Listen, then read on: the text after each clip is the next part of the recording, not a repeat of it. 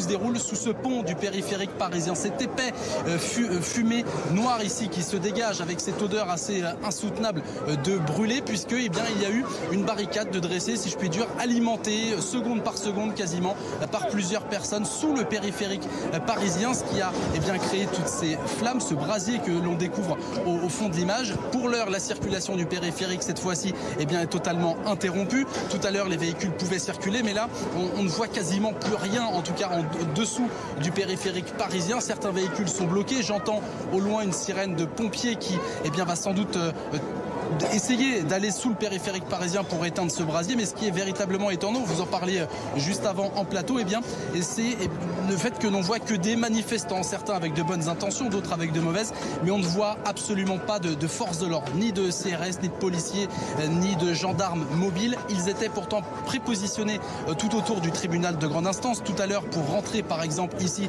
j'ai dû montrer ma carte de presse par exemple pour pouvoir passer un premier barrage de CRS. Et maintenant, au pied du tribunal, on va vous montrer une autre image, puisque vous avez vu les premières tensions. On va pas noter sur la gauche et vous allez voir cette foule compacte. Je le rappelle, 15 000 personnes selon la préfecture de police de Paris, des personnes qui regardent ce triste spectacle ici, puisque toute cette manifestation, toute cette mobilisation s'est bien déroulée. Vous avez toujours ces milliers de personnes, vous le voyez, qui sont rassemblées les uns aux autres, beaucoup avec des masques, mais vous voyez ces personnes qui regardent maintenant ce triste spectacle, alors que derrière nous, on va terminer avec cette image, on va repasser cette fois-ci de l'autre côté et terminer avec cette image du périphérique parisien et ce brasier, je le disais, qui est alimenté quasiment seconde par seconde avec des barrières du mobilier urbain et du chantier. Ce feu qui brûle toujours, pas de policiers à vue, pas non plus de sapeurs-pompiers ici dans les parages pour venir commencer à éteindre cet incendie qui se dégage avec cette fumée noire qui se dégage autour du périphérique intérieur et extérieur ici à Clichy.